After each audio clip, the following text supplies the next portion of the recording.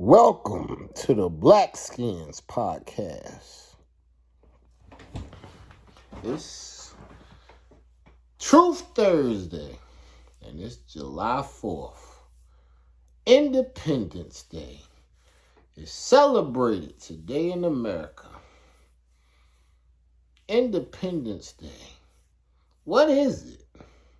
When we gained our independence from Britain. Many may not know, but it was 1776 when Britain released America and allowed it to be independent. We were no longer under British rule.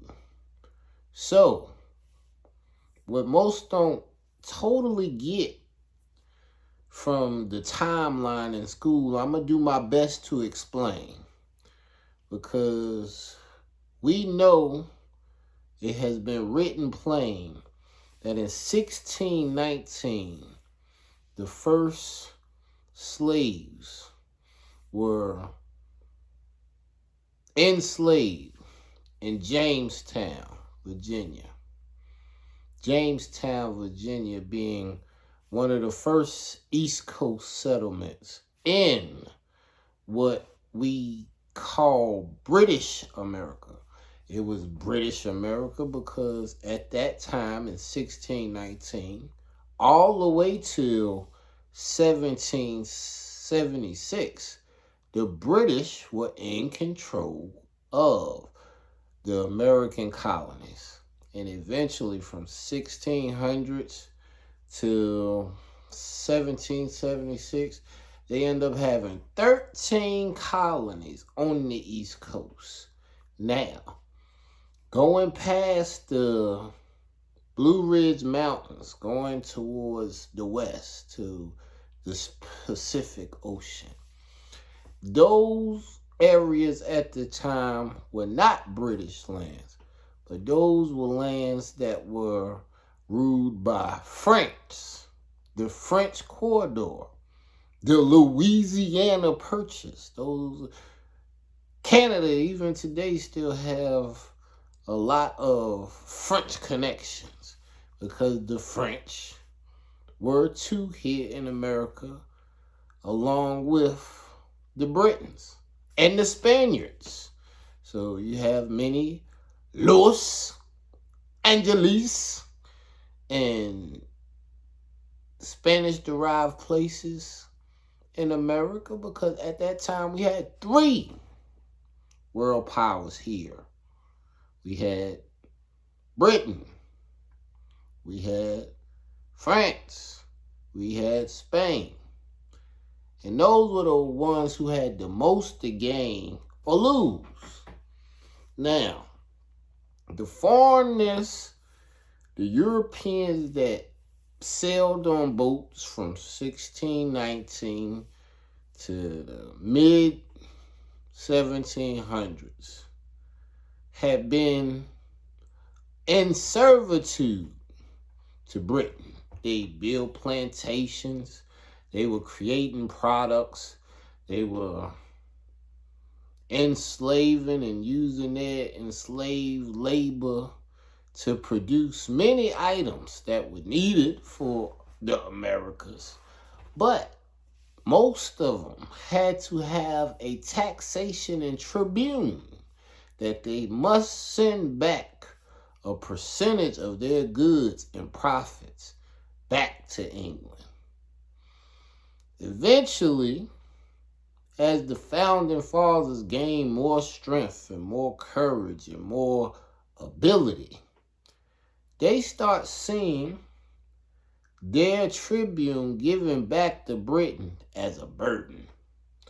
And so much so of a burden that they got to a point that they were getting to speak negatively about their connection with Britain.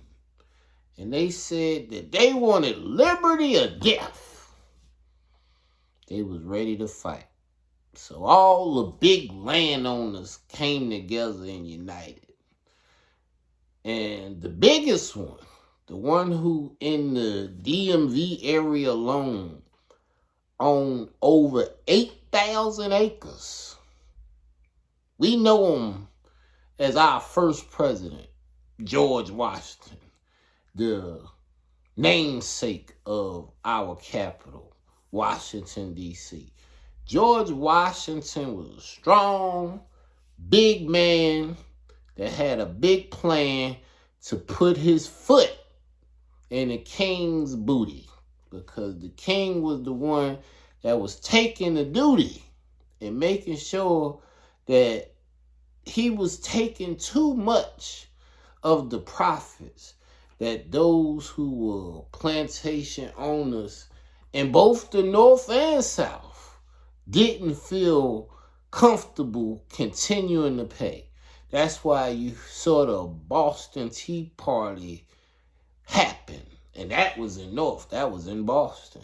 And right here in Virginia, Washington and Patrick Henry and Jefferson, all the landowners, those the ones, you can still go to their properties now. Like George Washington, he owned all of Georgetown.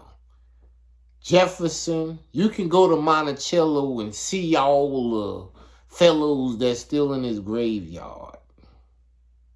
Patrick Henry, you can go right now to Montpelier. I used to live there.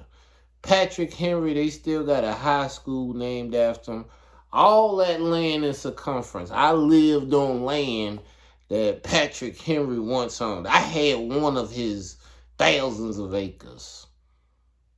So, they got tired of giving Britain, even if it was 10%. I don't know what the rent was, but they got tired of paying it. So they was ready to fight, and they was uniting over their right to keep the money that they was making. And that's making no mistaking about what Independence Day was about. And when the king heard all of this was going about in Britain, he sent over the redcoats. And they came over on many warships and boats, ready to get the people in line. Those that were in the 13 colonies of British America, Britain had sent this war brigade over and made sure that from Boston down, that they was going to make sure that it was found in everybody's mind that the king deserved his tax and tribute.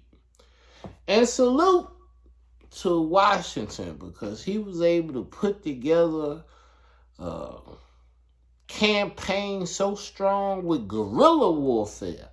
They won't fight in the fair way that the British thought that war was supposed to go, where you get into the battlefield and you stand in one line and everybody just keep fighting and you penetrate the lines. No. Once they came over here, they had to go about it another way. They had to walk through the woods. And when they was walking through the woods in the hills and on the East Coast, they was being ambushed. The redcoats in the woods, we see you real clear. We standing in a tree. You don't see me. And it's like, here go the musket. We gonna bust it. And that's how they won.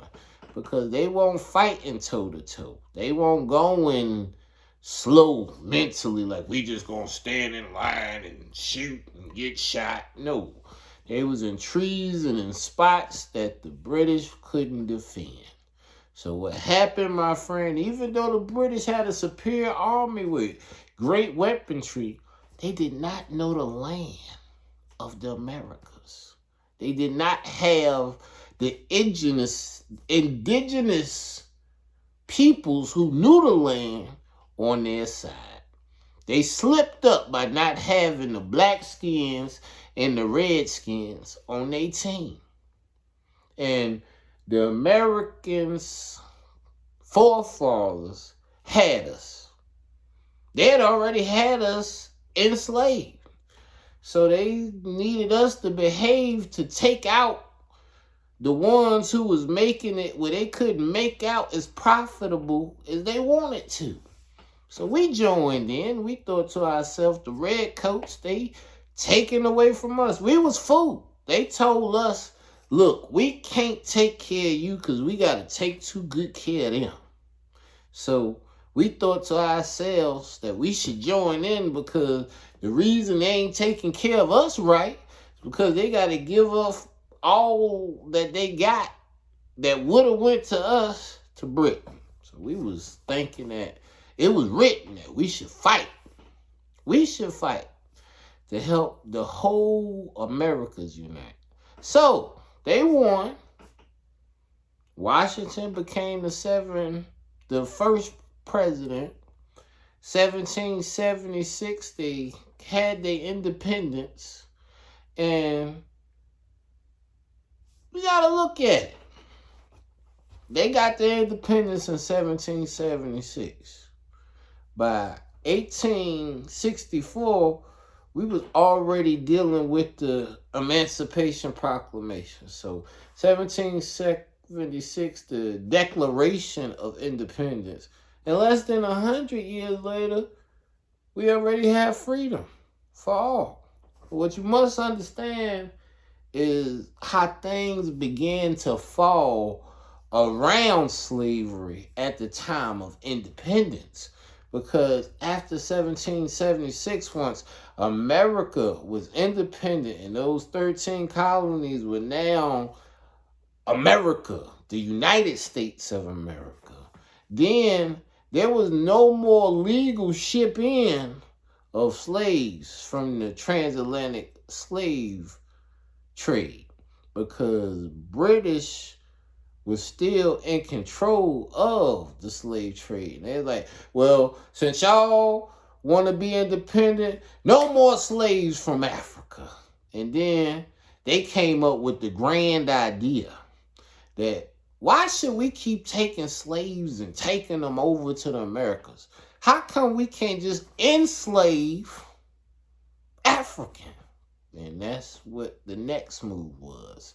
That British, Dutch, the different powers, the Spaniards, the French, they all started going and clenching on African countries. No longer was they so focused on getting their booty from America.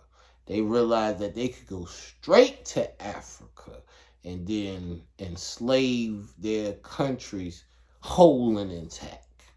Now, it wasn't until the 1970s that those African countries got their independence back. So, want to do some real research and know about our independence that came in 1776. Our independence caused Africans to lose their independence. And then when Africa lost their independence because they realized that all of the true materials, all of the raw goods that was necessary to produce everything the world needed resided in the motherland. And if you look at it, the complaints of the elders and those that are running the governments in Africa today, they say the same thing, the same problem is happening. That all the raw materials that come from Africa are still being mined, are still being grown, are still being flown and sailed to those same countries that colonized them in the 1700s. They first colonized America. They was already taking folks out of Africa and putting them into the transatlantic slave trade. But once the founding fathers gained independence here, and they realized that they could no longer get their profits from sending Africans to the Americas. And there was already Africans in the Americas. But those Africans that were there before they had ever even, They were there so long. They've been there thousands of years. Look at the Olmec heads. Let me just stand still. Look just like it. I promise. I seen them. I took a picture. Won't lie to you. We've been here for thousands of years. Been here before. We left Africa before it was ever called Africa. We was in Americas chilling for at least since the 300s. Not it hadn't even got to the thousands yet. We've been here before Christ. We've been here for a long time. And we had to pay the price for knowing this land. Because when that man came over here first, like I said, the British was in his ear. And the British was in his command. And they was doing whatever they could to fulfill the demand that was going on the European lands. And they were shipping back cigarettes. They were shipping back molasses. They were shipping back sugar. They were shipping back cane. Anything that could gain. Anything that could allow the British life to be better. And then eventually they was like, we want to get it together here. We ain't giving no more to British. And the British said, well, you ain't getting no more slaves out of Africa. You better make it with what you got. So that's when America began. The United States of America. 1776 was when we got the Declaration of Independence signed. George Washington became president. They loved him. He was the founding father. He had helped them. He already owned all the land around what we call D.C. today in Northern Virginia. They loved him. He had many slaves. He had a plan. He was a commanding, towering man that was able to help the country get independence. So they said, yes, you can continue to lead us. Feed us with your fruit. This is all the truth about why we celebrate this day. Why we continue to celebrate George Washington, because he helped you get away from British rule. And once you got away from British rule, the British said, okay, we ain't colonizing North America anymore, but you still see islands in the Caribbean. They still have their hand in it. Just 2 years ago was the first time one of the Caribbean nations that was still under British rulership said no. 2 years ago in the 2020s. That's when this went about. So our independence and the independences that have been going on since our independence, and how others have lost their independence for us to gain our independence, is world history, not just U.S. history. The best history is when we don't allow the lies to give us a mystery. See, I'm just exposing the hidden and or previously forbidden. This is the research of our origins. I'm just asking the Most High to draft us back in. Get us back to the shape that we was in 1400. Because in 1400, we was here running it without interference. Things didn't really get bad till 1492. That's the only truth that I can give to you. Knowing we definitely been cut off and others not native. And I've just showed you how they weren't native, when they got here, when, why, how. But right now, you like, what are you saying? What I'm saying is, this day of independence has a whole lot to do with the Blackskins family. They like to celebrate the Redskins. But if they want to be honest, if we're going to have truth this Thursday, we're going to talk about this flag and why I have it presented with the red, the black, and the green. I'm going to go green because I seen the real view that need to be brought to you. I hope you enjoy this Independence Day. I hope you understand what I just said and say about who ran it and why. And why, when we talking about reparations, we really don't know why it can't be fulfilled. Because if you think about what I just said for real, it was 1776 that we became the United States of America. But slavery had already existed since the early 1600s, documented since 1619. So that means at least 150 years of slavery was up under British rule. So they had 150 years of slave ownership and rule. And then the United States had from 1776 to 1864, which is about 90 years of rule. 150, 90. And we think that the ones who had it for 90 years, instead of the 150 years, the ones who had it for 90 years only is the ones who should be responsible for the repay. That's the knowledge and understanding you need to get today. And the ones who had it for 150 years here, soon as it stopped here, then the real red, black, and green that we always talk about, the African scene, that's what they went and colonized next. And they didn't do it by themselves. This time they made sure they were in cahoots with France and Spain and Poland and all those countries that were ready to gain off of the foreign lands that they seized so they could take whatever they pleased. This is the truth. The spirit descends through song. So you ain't got to listen to me. Listen to all the songs. Go back to the Star Spangled Banner.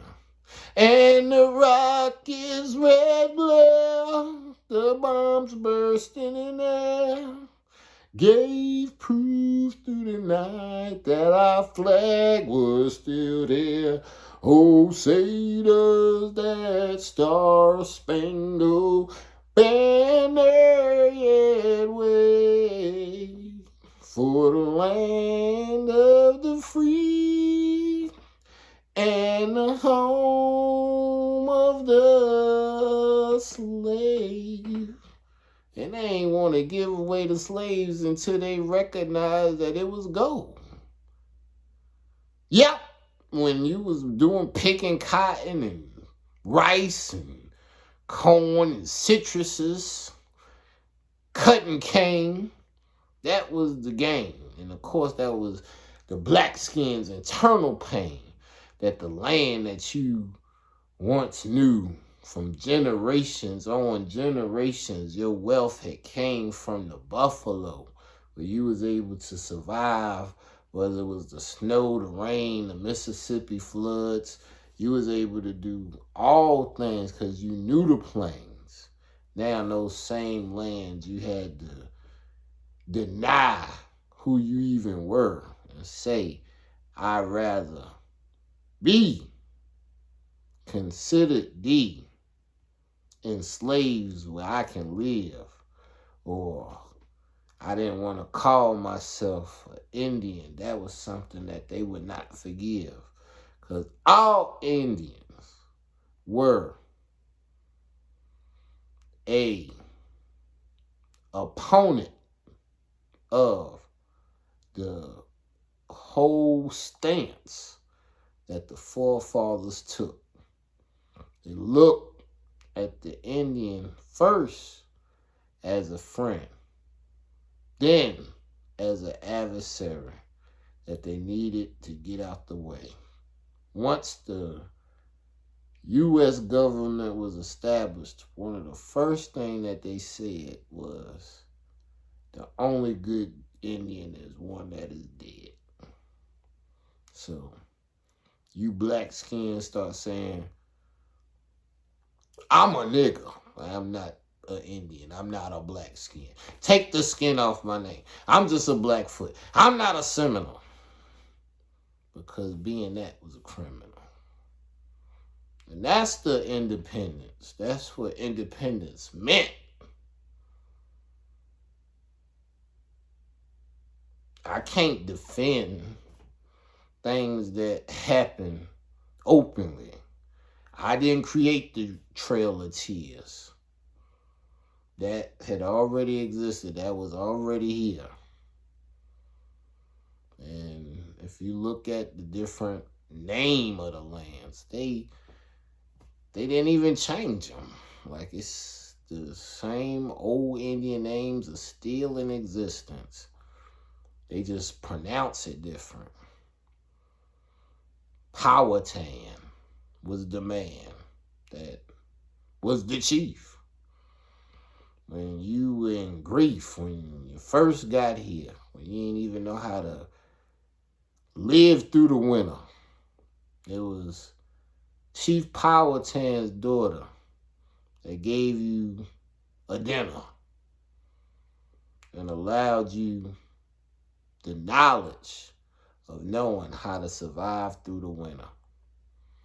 And from your arrival till you learn how to survive, then that was the beginning of you learning how to drive us westward.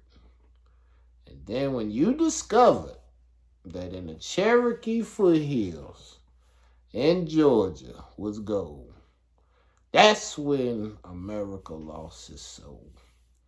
Because that's when they made it unlawful for those on Indian territories to be able to mine their own gold. And once gold was learned was in California, after the first gold rush in Georgia, if you don't know about the first gold rush in Georgia, you really don't understand about the truth about why slavery ended, the truth about what actually happened thereafter the Civil War. They kept wanting more. This is the land of opportunity. And they always wanted an opportunity to increase. And out of greed, they keep wanting a bigger and bigger piece. They didn't want to give a piece back to Britain.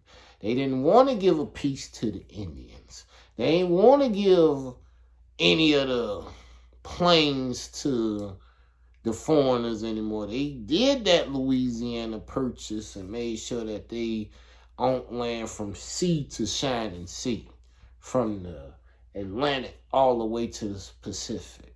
And before they were even mining gold in the Pacific, we were still following after the lead of Britain. So it is written that boats was leaving the Americas taking opioids to China because Britain found that that was a solution for them in the 1800s. China was ready to dominate the whole world. And Britain figured out that the Chinese was addicted to opioids. And the Americans piggybacked.